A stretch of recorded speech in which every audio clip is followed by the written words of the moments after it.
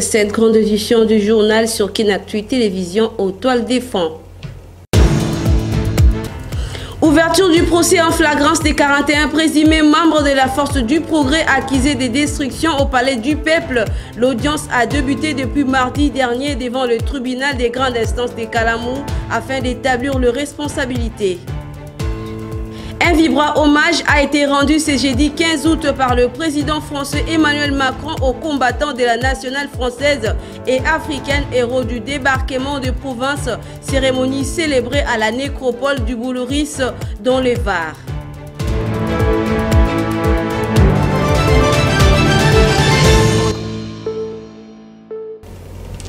Une fois de plus, bonsoir mesdames et messieurs, démarrons ce journal par la coopération bilatérale RDC-Zambie au cours de l'exercice des redevabilités du gouvernement. Le ministre d'État en charge du commerce extérieur, Julien Paluku, a fait le point concernant la réouverture de la frontière de Kasumbalesa fermée depuis un certain temps pour des raisons multiples. Dans ce cadre, la délégation congolaise a signé un protocole d'accord financier avec la Zambie pour relancer la transaction de marchandises entre ces deux pays voisins. Voici le patron du commerce extérieur.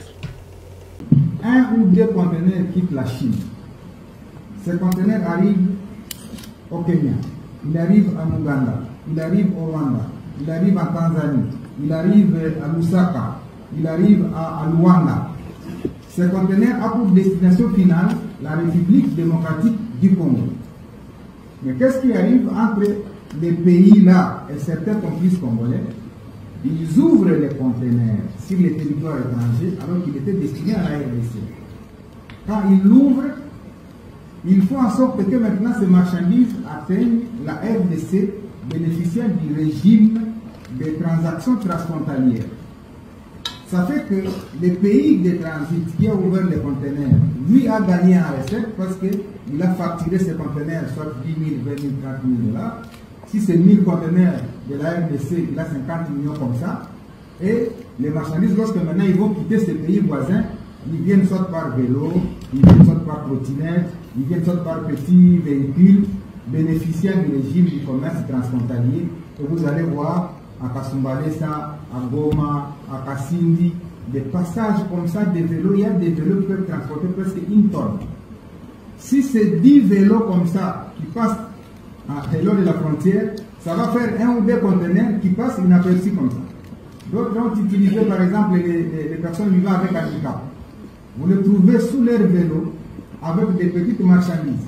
S'ils sont 1000 par jour, c'est un conteneur qui est passé sans qu'on le sache. Alors, qu'est-ce qui arrive? Les pays perdent énormément de recettes comme ça, par la pratique de fractionnement des marchandises dans les pays de transit. Mesdames et messieurs, parlons cette fois-ci du renforcement de la collaboration entre le Brésil et la République démocratique du Congo sur l'exploitation forestière et des négociations en termes des crédits carbone. Le Brésil vient d'adresser une invitation à la ministre d'État en charge de l'environnement et du développement durable, F. Bazaïba Massoudi. C'est l'ambassadeur brésilien accrédité en RDC, Roberto Parente, qui a remis officiellement cette lettre à la patronne de l'environnement. Suivez ces détails de Patrick John Mukegeshaï. La République démocratique du Congo, le Brésil et l'Indonésie sont les 3 pays au monde aujourd'hui leaders de 3 bassins forestiers. C'est dans ce cadre que le Brésil, avec l'Amazonie, adresse une invitation à la République démocratique du Congo à travers le ministère de l'Environnement et Développement durable pour renforcer la collaboration entre les 2 pays sur l'exploitation forestière et négociations en termes de crédit carbone. F. Bazaïba se rendra dans les jours qui suivent au Brésil en vue de renforcer la collaboration entre ces 2 pays. Pendant cette visite également, elle visitera les forêts de la ville de Santa Maria, une municipalité située au cœur du Brésil. Notez que cette visite s'inscrit dans le cadre de partager également les expériences booster à coup sûr les efforts de ces deux nations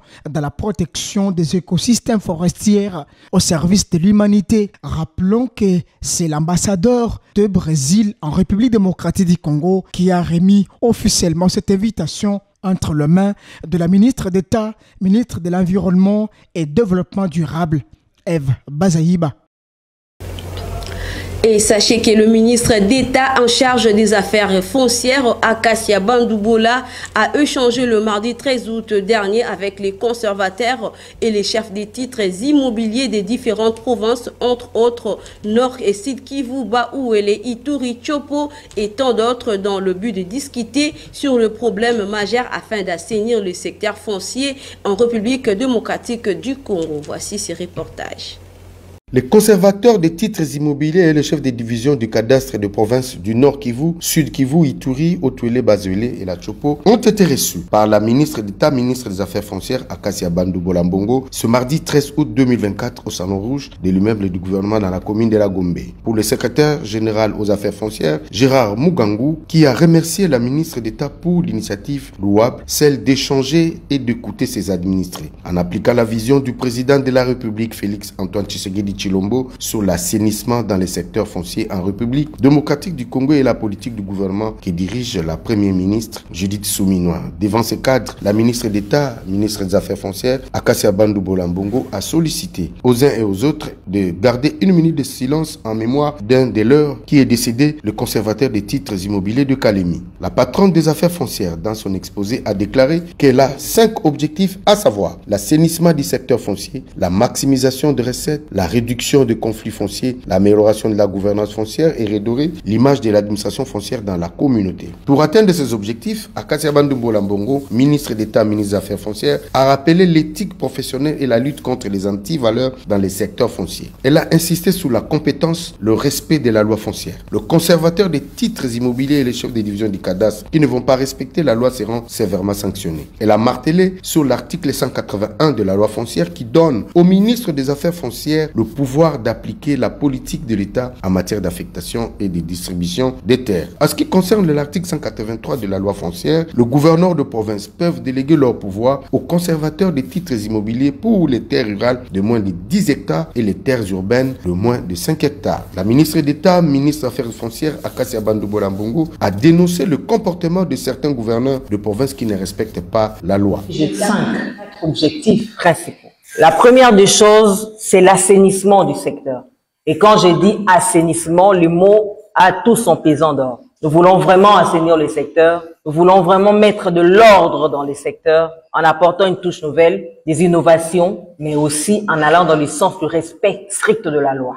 Nul n'est au-dessus de la loi. C'est vrai que la loi, parfois, elle est corsée, elle est dure, mais elle reste la loi et je tiens à son applicabilité. Les conservateurs des titres immobiliers et les chefs des divisions de cadastre de ces provinces sont appelés à s'abstenir de la corruption, la concussion, le détournement des biens et des deniers publics, le favoritisme, le népotisme, les trafics d'influence, l'ordonnancement ou la perception de droits des sommes qui ne sont dues, l'établissement ou l'usage de faux documents, solliciter un cadeau ou tout autre avantage en nature ou en espèces. Les conservateurs des titres immobiliers, les chefs des divisions du cadastre de leur côté ont déclaré que c'est une nouvelle qui vient de commencer aux affaires foncières et ont promis de mettre en œuvre toutes les directives de Madame la ministre.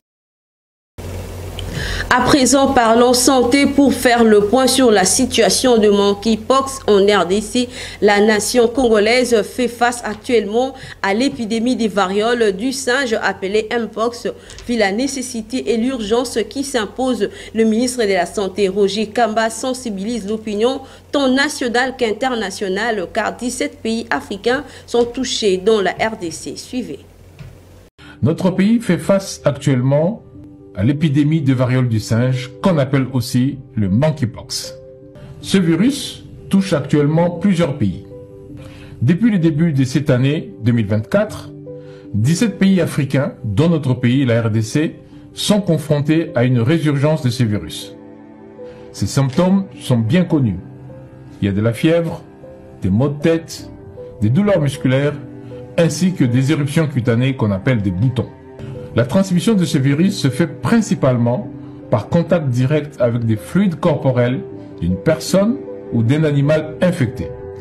mais aussi par des objets contaminés, ainsi, et c'est nouveau, que par voie sexuelle.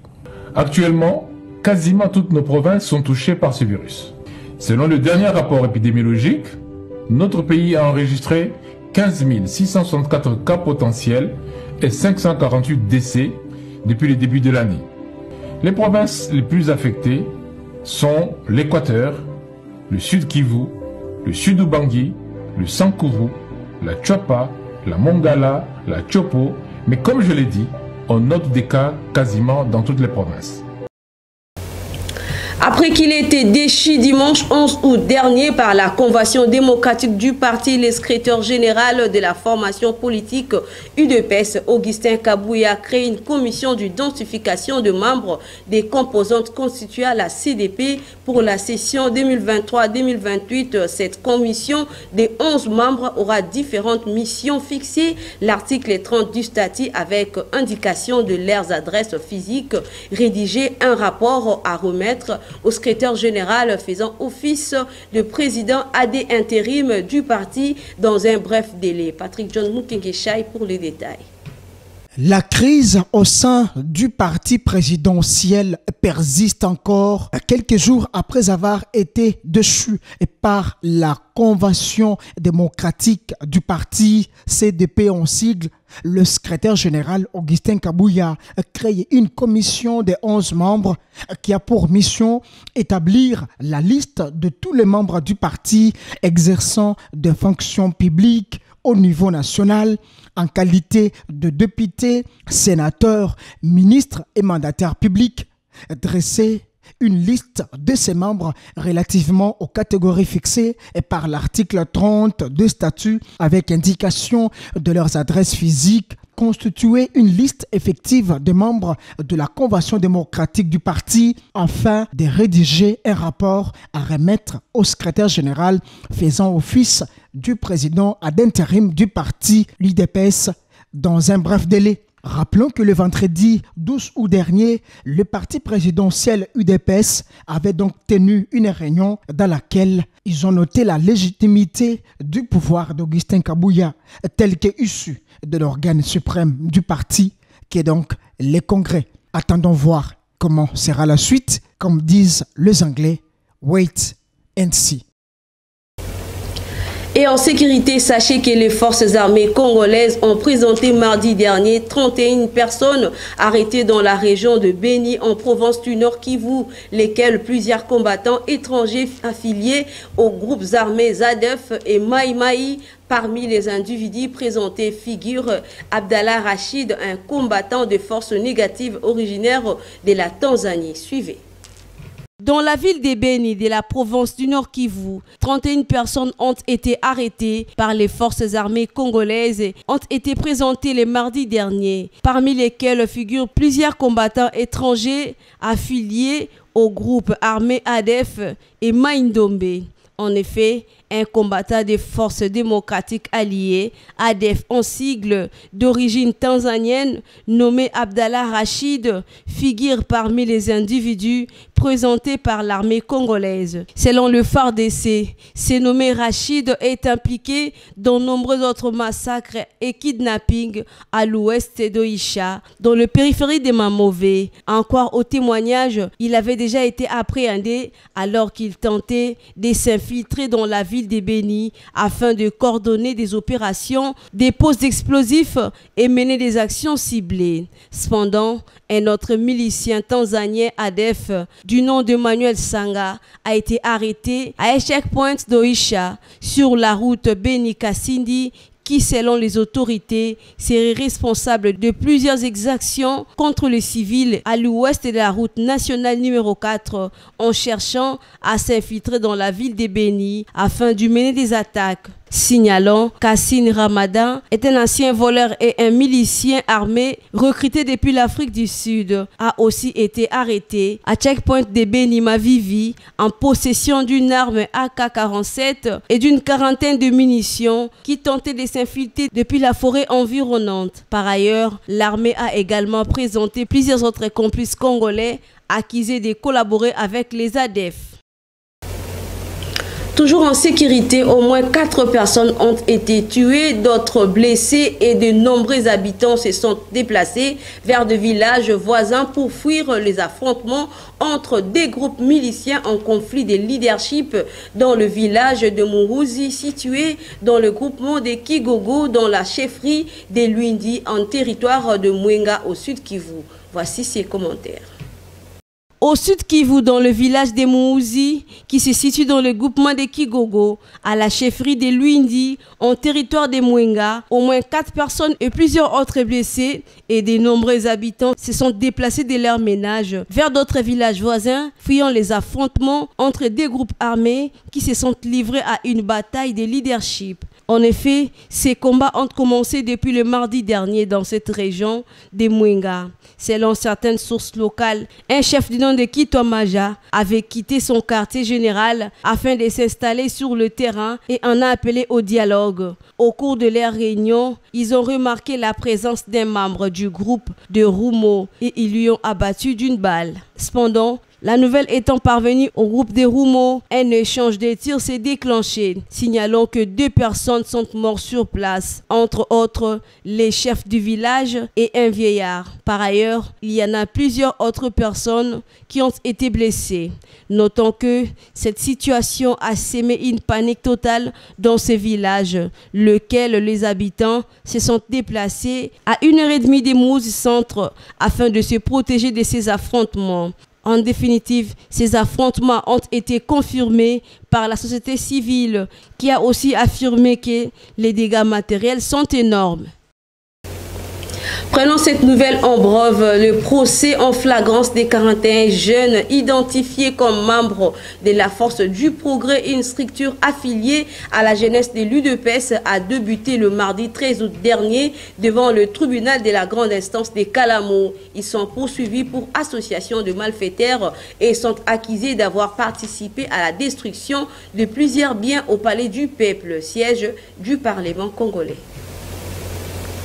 Dans un autre registre, si une réclamation doit être faite sur le paiement des primes du 3e palier pour les agents du ministère de la fonction publique, c'est auprès du vice-premier ministre en charge de la fonction publique, Jean-Pierre Liaou. La délégation syndicale de ce portefeuille de l'État crie à l'instrumentalisation de certains syndicalistes de la part de personnes mal intentionnées qui veulent saper l'honneur du patron de l'administration publique et céder à la manipulation politique et au combat qu'il a battu depuis son intronisation à la tête de ce ministère. Patrick John Mukinge-Chai pour les commentaires.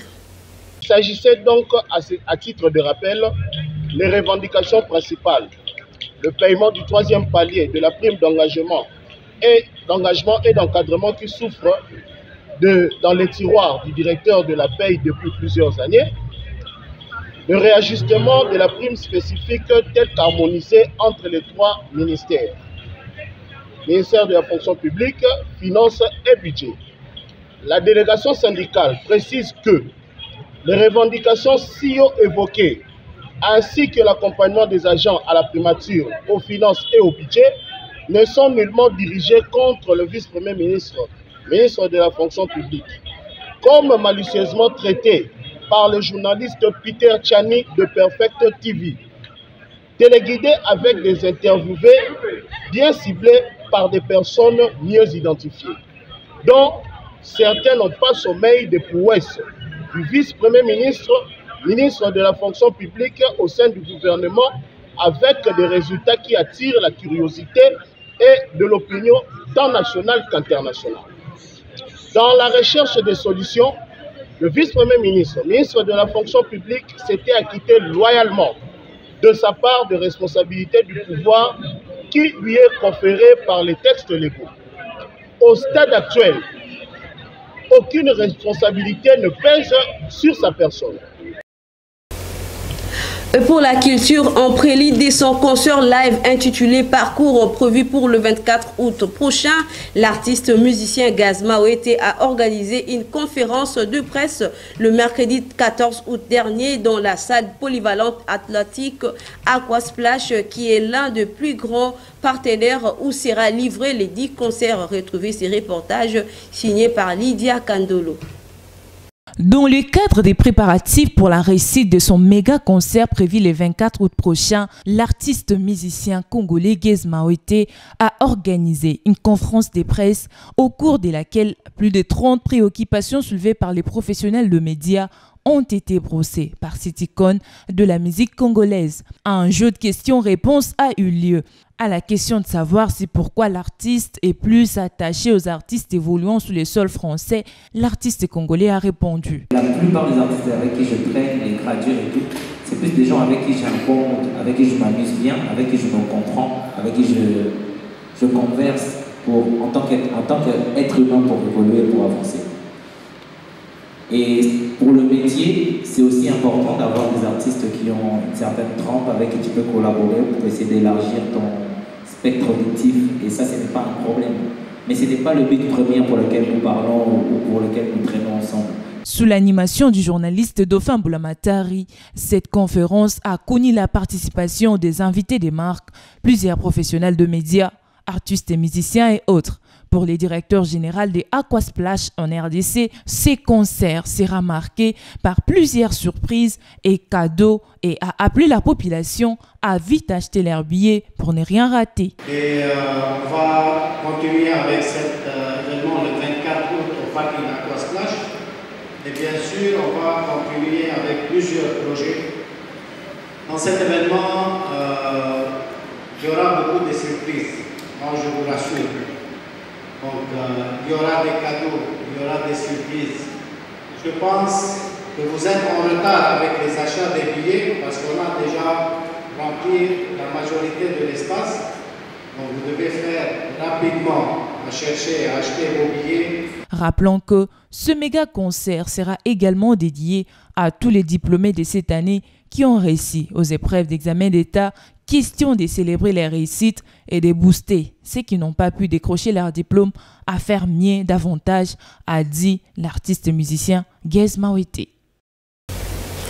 Et rendons-nous à présent en international. 2 mois après les commémorations du débarquement de Normandie, Emmanuel Macron, le chef d'État et de gouvernement du Cameroun, du Gabon, des Comores, des Centrafrique, du Togo et du Maroc étaient réunis dans la partie sud de la France pour le 80e anniversaire de l'opération Dragon, dont le président français et les Camerounais Paul Biya ont rendu un vibrant hommage ce jeudi à Boulorice-sur-Mer. Voici ses commentaires.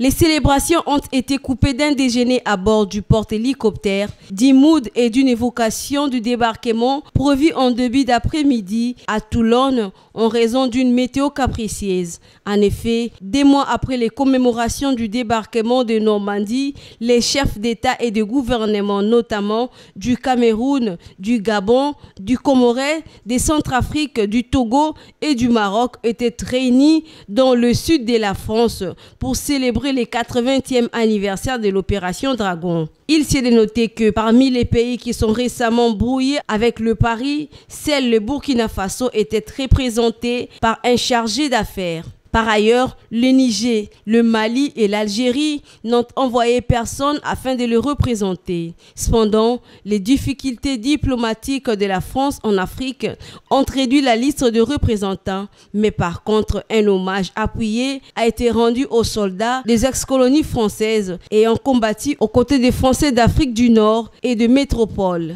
Dans son discours, le président français Emmanuel Macron a affirmé qu'ils n'étaient pas de la même nation, ni de la même génération et pourtant pas de la même confession. Cependant, ils étaient l'armée la plus fervente et la plus bigarrée. Pour sa part, le président camerounais s'est exprimé en disant qu'il n'y aurait pas eu de victoire alliée sans la contribution des autres peuples, notamment celle de l'Afrique qui a aussi lutté pour la libération de la France.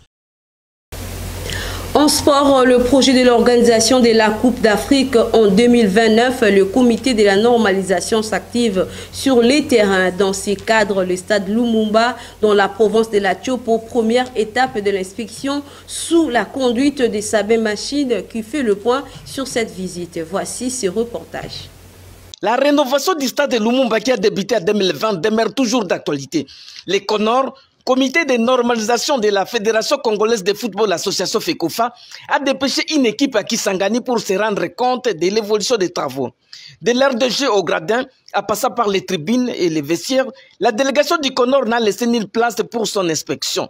Nous sommes satisfaits de façon vers plein, vers vide, a indiqué les membres de la délégation du CONOR, Sabin Machini. Nous pourrons dire que nous sommes satisfaits de façon donc vers plein, vers vide, voilà, un peu. Et mais ce que nous avons constaté au niveau du stade Lumumba, ça c'est très encourageant. Tout dépendra des avis des équipes techniques qui arrivent incessamment à Kisangani, ajoute un autre membre du CONOR, Honoré Luango. Mais il y a une autre équipe technique qui arrive dans 48 heures pour les aspects techniques. Je pense que c'est vraiment important. Nous sommes satisfaits de ce que l'autorité locale a déjà fait comme travail. Nous pensons qu'avec l'avis de nos techniciens, un meilleur travail sera fait et nous verrons par la suite. L'inquiétude était un peu grandissante lorsque ces membres ont visité les terrains provinciaux connus sous les noms des terrains d'Athénée et le stade de Lumumba où la végétation a repris les droits des cités. Mais notre inquiétude a été légèrement agrandie par rapport aux terrains annexes, notamment celui-ci de l'Athénée, Lumumba 2. De l'Athénée, on comprend que non, voilà, on peut encore chercher à faire quelque chose. Mais de toute façon, il faudra que la jeunesse sportive notamment soit sûre et ait de l'espoir que demain ou après-demain, une solution durable pourra être menée. Toutefois, les espoirs sont permis selon Honoré Luango. Notre souhait est que les choses marchent pour cette province et que le football puisse reprendre totalement. Les autorités locales affichent la volonté de mieux faire, soutient Sabin Machini. Nous avons miroité au travers des autorités la volonté de bien faire. Ça c'est très positif. Si cette volonté-là peut s'étendre jusqu'à la réalisation même de ces projets, ce serait une bonne chose. Mais du moins déjà là, il y a beaucoup d'indices qui montrent qu'il suffit d'un petit appui, qu'il y aura des mieux. La RDC compte organiser la Coupe d'Afrique des Nations Cannes en 2029. C'est aussi dans ce cadre que les travaux de la rénovation du stade de Lumumba s'effectuent. Parlons cette fois-ci de la valeur nutritive. Que savez-vous donc de bienfaits du maracuja? Complétez votre connaissance à travers ces commentaires que nous propose la rédaction. Il s'achève cette grande édition d'informations sur nos antennes. Vous étiez nombreux en train de nous suivre. Avant de nous quitter, les rappels des titres. Ouverture du procès en flagrance des 41 présumés membres de la Force du Progrès accusés de destruction au Palais du Peuple. L'audience a débuté depuis mardi dernier devant le tribunal des grandes instances de Kalamou afin d'établir leurs responsabilités. Un vibrant hommage a été rendu ce jeudi 15 août par le président français Emmanuel Macron aux combattants de la nationale française et africaine héros du débarquement de province, cérémonie célébrée à la nécropole du Boulouris dans le Var.